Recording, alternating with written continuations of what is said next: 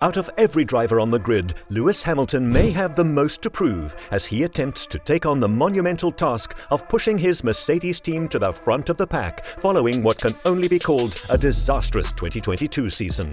And while everyone had hoped that pre-season testing in Bahrain would help to solidify where the Silver Arrows stand in relation to the rest of the grid, it only served to further muddy the waters as the team displayed a mixed bag when it came to performance. So let's take a look and try to parse out what we saw at the Sakhir pre-season test, what to look out for from Lewis Hamilton and Mercedes going into the 2023 season, and why both remain optimistic about their prospects. The seven-time world champion confidently predicted the F1 world would soon witness him reaching even greater heights than he'd managed in that epic 2021 title battle with Max Verstappen when the W13 was first introduced 13 months ago. He entered the arena talking tough, obviously determined to reclaim his crown from Red Bull's Dutch star. And then, testing in Bahrain, the second of two tests in 2022, showed Mercedes' zero sidepod design concept was vulnerable to extreme porpoising and significant ride problems. For the first time in his F1 career, Hamilton went a season winless and poleless. After going through such a severe expectations reset in early 2022, Hamilton's pre-season comments this time around have a focus on restraint. Mercedes has the expectation management game down pat thanks to its years at the top of the F1 heap, though it clearly needed a refresher course before 2023. It clearly sees promise in the evolved zero sidepod design and its potential to significantly complement downforce generated by underfloor aero surfaces with its wide floor, or it would have moved away from the concept. But there's a sense this is the last hurrah for the striking design, with team members openly talking about bringing big upgrades that would change the sidepods early in the campaign if required, and Mercedes is indeed off the pace at the season opener as its downbeat launch mood forecasts. And after diving into making extreme setup choices in an attempt to solve the W13's problems in early 2022, Hamilton is committed to helping his team finally get back into contention, no matter where it starts this time. "I've said it over and over again, but this is family to me," he explains. "It's no coincidence that we've won world championships in the past. You don't all of a sudden just lose the ability to be able to do so. I have the utmost confidence in all the people I've been around. When I sit in the office that I've been coming to for now the 11th year, we all say, geez, it's been a long time. But everyone is still excited to work together. It doesn't feel old. It still feels fresh." After a decade at Mercedes, it is obvious what Hamilton wants the new car made by his Brackley family to accomplish in comparison to the W13. Maintain the race pace and advantage in tyre management it typically displayed on Sundays last year, but bring back a calmer ride, smooth corner progression without porpoising or bouncing, and bring back braking assurance. The last point is crucial to Hamilton's strategy because it's a factor in both his renownedly fast qualifying speed and racecraft. Hamilton is continuing the increased workload he's been doing for the past 18 months after returning from the off-season. Very positive, motivated, energized, maybe the best so far I've seen in these 10 years, according to Mercedes team boss Toto Wolff. And after realizing how far he'd have to push himself to beat Verstappen, Hamilton has been using the simulator more than ever before, training even on Christmas Day, and complementing Pirelli tyre testing work he'd previously eschewed this winter at Jerez. Naturally, the scene was set as Mercedes arrived in Bahrain for a tense deep dive into whether all of this would pay off. In the end, however, it appears that everyone in the paddock, including Mercedes themselves, has left the pre-season test with an even greater sense of uncertainty about where they stand.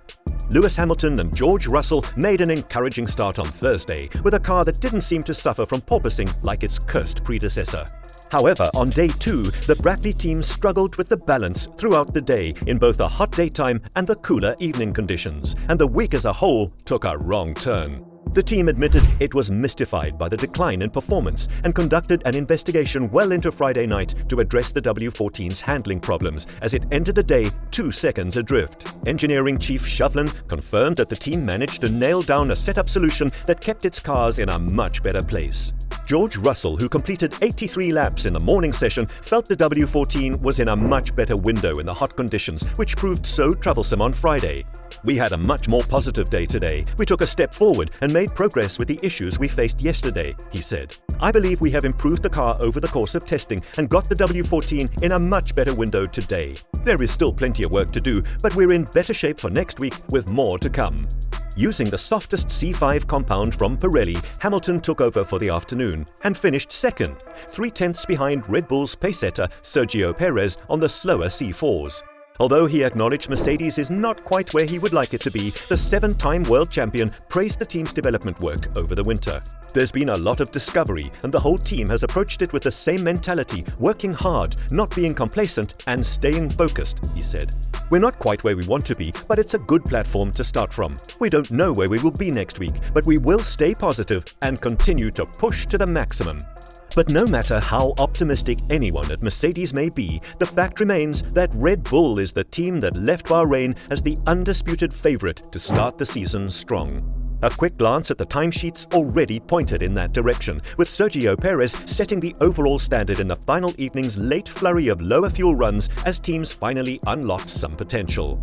In actuality, Red Bull's clean sweep of dominance over the 3 days was only thwarted by Guan Yu Zhou's heroic run late on Friday.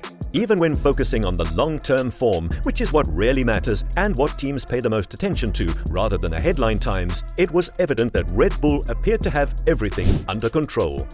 Apart from a minor issue on day 2, the car's reliability looked flawless, and there was no evidence to suggest that Perez and Max Verstappen's competitors had presented a threat in terms of lap times during race simulation runs. Red Bull's motorsport advisor Helmut Marko stated to Sky Germany following the test, "Times, as we know in testing, are relative. We don't know what the competition was like on fuel, so if they were heavier than us, then our time is relative. But it has been shown that we are reliable, that we are fast at the front." Above all that, what makes us very optimistic is that both of Perez's and Max's long runs were clearly at least faster than those of the competition. Being the team to beat in testing does not, of course, guarantee anything when it comes to producing results on the weekend. As Ferrari team principal Fred Vasseur said on the final day, "I don't remember who did the fastest lap time last year in Bahrain, but he was not on pole position for the race, and that was the same 2 years ago." However, when looking more closely at how Red Bull's test played out, there are a few other elements that have other teams worried about catching up to F1's reigning world champion team. Sometimes the fastest F1 cars can be very tricky to drive at the limit, with only the very best drivers able to extract the most from them. Verstappen and Perez, however, seem to have found it relatively easy to push the RB19 to the limit from the moment it touched the track in Bahrain. Verstappen boasted about having no problems early on, as other teams struggled to find a good balance for their cars. That seemed to be confirmed on the first day of testing, when Verstappen spent the remainder of the day tearing through quick 5, 6, 7 lap runs, all at the same startlingly consistent pace and only interrupted by pit stops for setup adjustments. The consistency throughout all of those runs suggested that he and the car were extremely content, and that everything was in perfect order.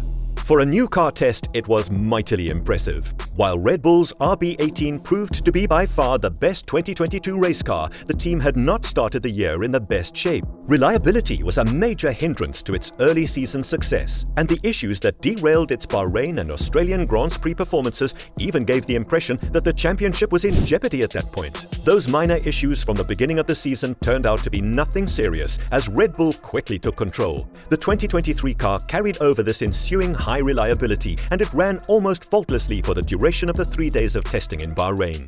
The other area where Red Bull was on the back foot last year has also been eradicated, with the squad now having hit its weight targets for the RB19. That means it is no longer forced into a corner with setup and will have much greater tools at its disposal to chase lap time. Verstappen already believes that his baseline for the 2023 season is significantly better than it was a year ago.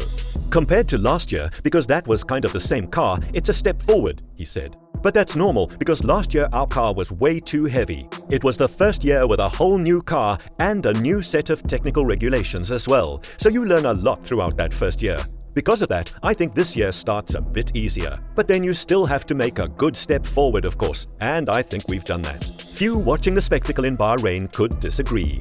But what do you think about Red Bull's position heading into the 2023 season? Could Mercedes really mount a challenge and allow Lewis Hamilton to take a shot at a record-breaking 8th title? Please let us know in the comments section below. If you enjoyed the video, please consider liking it and subscribing. Be sure to click the bell icon to be notified of future uploads. Thanks for watching.